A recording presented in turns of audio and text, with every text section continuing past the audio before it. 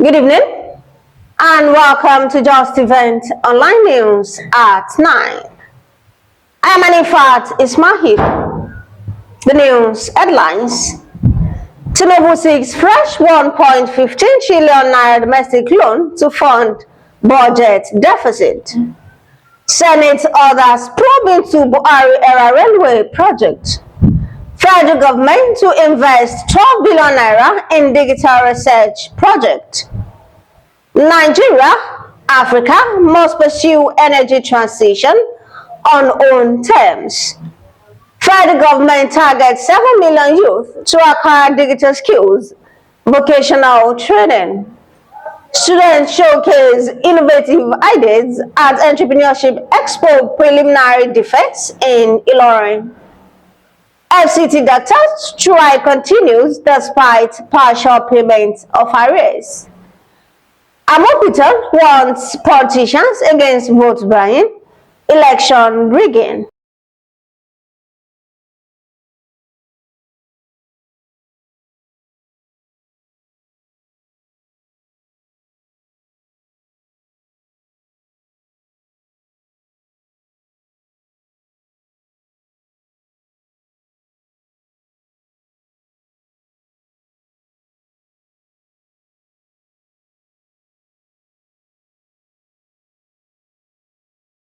Now the news in details. President Bola Tinubu has urged the Senate to consider and approve a fresh request of 1.15 trillion naira borrowing from the domestic debt market to finance the deficit in this year's budget. The request was contained in a letter read by Senate President Govt during plenary. President Tinubu stated that the proposed borrowing was aimed at bridging the funding gap and ensuring full implementation of government programs and projects outlined in this year's fiscal plan. The Senate has launched a sweeping investigation into railway projects executed under the administration of late President Muhammadu Buhari. The Red Chamber said its action was informed by the persistent derailment, vandalism, and mechanical failures along the Ilorin standard gauge corridor. The resolution followed a motion by Senator Ede Dafion, who raised the alarm over the disturbing and persistent technical breakdowns on the corridor despite its recent inauguration. The Senate subsequently set up an ad hoc committee with a 6-week mandate to conduct a comprehensive probe into the Ilorin line and other rail projects completed during Buhari years. The federal government has announced plans to invest 12 billion naira in digital economic research projects, aiming to ensure the country reaps the benefits of digital transformation. The Minister of Communication and Digital Economy, Bosun Tijani, made this known at the opening ceremony of the 18th edition of the International Conference on Theory and Practices of Electronic Governance in Abuja. Tijani said platforms such as IceGov provide nations with the opportunity to explore the potential of emerging technologies while aligning them with effective policies that address societal needs. The Minister of State for Petroleum Resources, Dr. Ekwerikwe says Nigeria and Africa must pursue an energy transition based on national realities. Epo said this on Wednesday during a ministerial panel session on global shift, navigating an era of diverging priorities at the ongoing 2025 Abu Dhabi International Petroleum Exhibition and Conference. He said Nigeria and Africa must be allowed to use their resources responsibly rather than externally imposed pathways that could undermine economic stability. The federal government has announced plans to empower at least 7 million youth with dual vocational training and digital skills development programs. Youth Development Minister Ayodele Olawande announced this yesterday in Abuja when he hosted a delegation of the IHK Jason Friedberg Chambers of Commerce and Industry from Germany.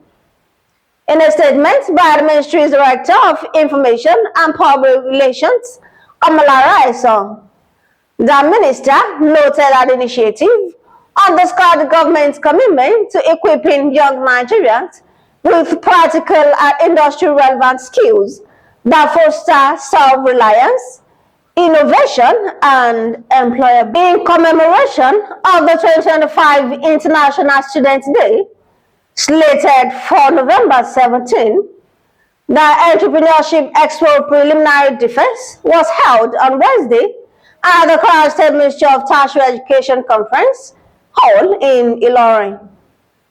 The event brought together creative and business-minded students who presented and defended their business proposals before a panel of judges. The exercise aimed to nurture innovation, sharpen entrepreneurial skills, and encourage self-reliance among students.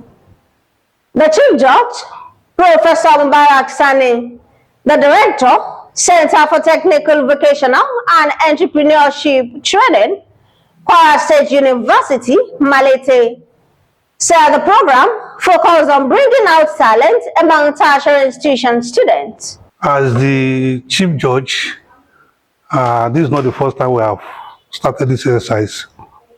We were here sometimes, almost about 2 weeks, a week, and 2 times. We have been here 2 times to evaluate and assess 584 applicants that apply for the Entrepreneurship Expo 2025, organized by the Office of the Special Assistant to the Student Affairs. And the focus basically is to bring out the talent among our students, particularly those in tertiary institutions. We had a very rigorous screening, and out of 584, we were able to screen to 30. He commended Governor Abdulrahman Abdulrazak for his efforts in entrepreneurship. Indeed, we have to commend the effort of His Excellency, Mala Abdulrahman Abdulrazak. This is wonderful, particularly when the issue of entrepreneurship is in vogue now. When you look at the international world, China is seen as a developed country, not because of anything, but because of entrepreneurship. The governments, particularly at the federal level, are also making a lot of effort in ensuring that entrepreneurship become a policy, so that right from primary school, students will be trained in the area of vocational education. Speaking shortly after the event, essay to the governor on student affairs, Salami Wasiu Onidugbe, said the aim of the program is to empower the students. He urged them to be consistent in what they do, assuring the best will be rewarded greatly. Salami also emphasized the importance of entrepreneurship as a viable path for youth empowerment and national development, urging the students to embrace innovation and resilience in their pursuit of success. As the word evolves to entrepreneurship, we feel like, okay, let us empower student entrepreneurs who have exhibited the culture of entrepreneurship this year, so that the Kwara State government can use this medium of international student to empower students who already have the culture of entrepreneurship, and that is what we are doing. So far, so good. We have invited students to send in their business proposals, of which they have done.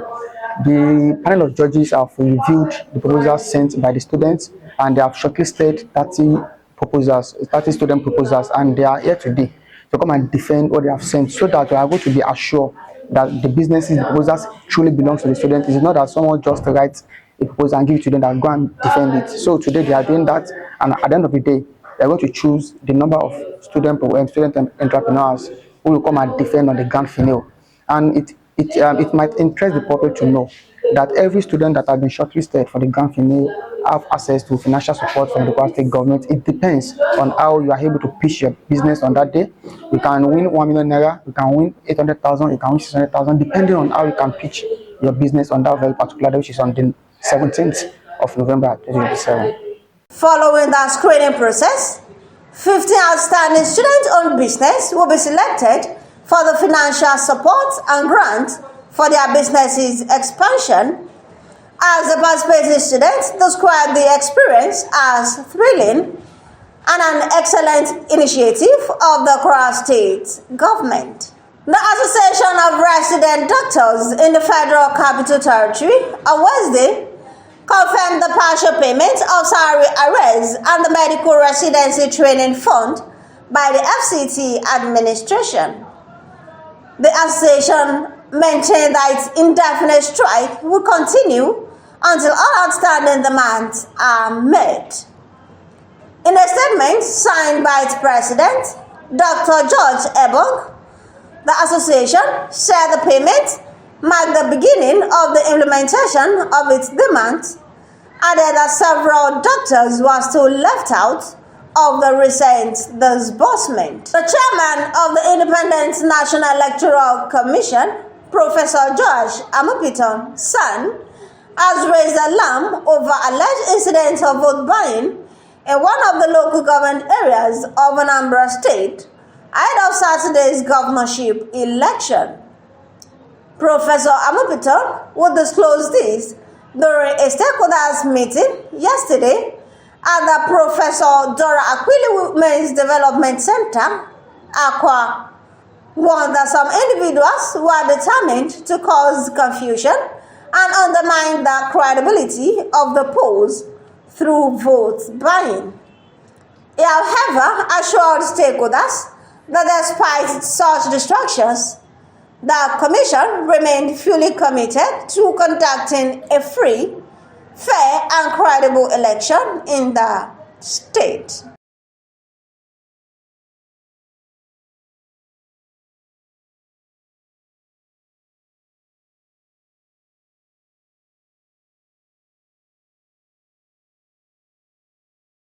And that will be all on Justeventoneline News at 9.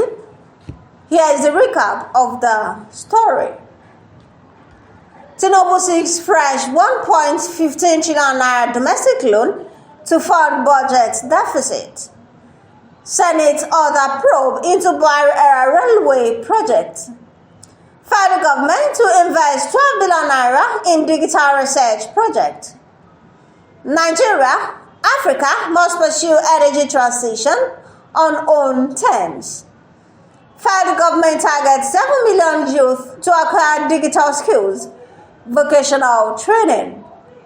Students showcase innovative ideas at Entrepreneurship Expo preliminary defense in Ilorin. FCT doctors strike continues despite partial payment of arrears. Amupitan warns politicians against vote buying and election rigging. Thank you for watching Justeventoneline News. Remember, what is worth doing is worth doing well. For more news, visit www.justeventoneline.com and to read more updates, follow us on our social media platforms with a tap at Justeventoneline. You can also send us an email on justeventoneline@gmail.com. I am an infant Ismail. Good night.